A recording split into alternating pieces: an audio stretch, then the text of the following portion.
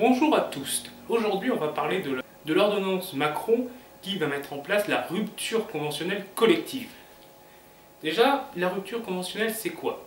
C'est lorsque l'employeur et le salarié sont d'accord pour rompre un contrat avant son terme ou sans raison pour le CDI, donc d'un commun accord, ce qui à la fois pour le salarié lui permet d'avoir de meilleures indemnités qu'une simple démission, et pour l'employeur, il y a moins d'indemnités à verser et pas besoin d'autorisation que demanderait un licenciement économique. Donc s'il y a un véritable volontariat des deux côtés, c'est gagnant-gagnant.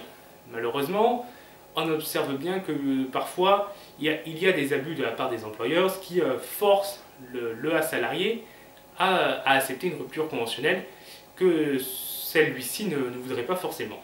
Et donc en mettant en place cette rupture conventionnelle collective, on va étendre ces abus, parce que forcer le volontariat au final c'est pas si difficile.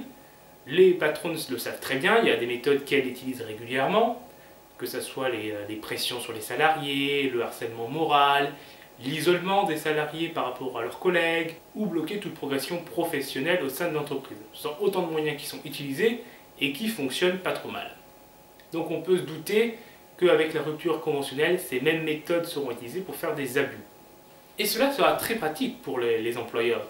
Ça leur permettra d'éviter de réaliser des plans de licenciement économique et donc de se soustraire à toutes les obligations qui vont avec.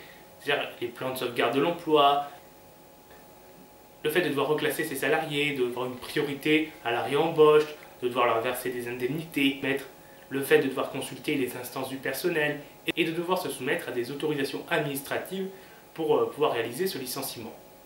Avec la rupture conventionnelle collective, rien de tout ça.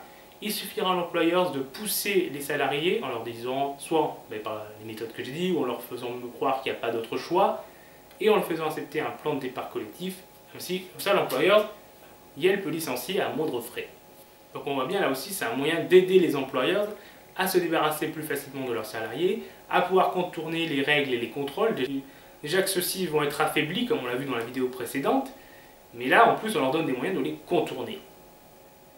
Autre point, c'est que cette mesure va être un handicap pour l'emploi des seniors.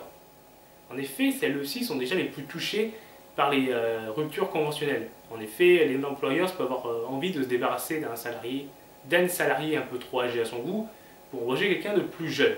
Et donc lui faire pression pour que celui-ci accepte une rupture conventionnelle. Donc on peut se douter là aussi que ce sera utilisé pour les rajeunir d'un coup un service, pour se débarrasser d'un coup de tous ceux qui sont un peu trop âgés. Donc on voit bien que c'est encore là une mesure à combattre, car cela va nous exposer encore plus au licenciement abusif. Donc il faudra être tous présents dans la rue en nombre le 12 septembre pour dire non à cette loi, non à ces ordonnances. On lâche rien, on lâchera rien. Au revoir tout le monde.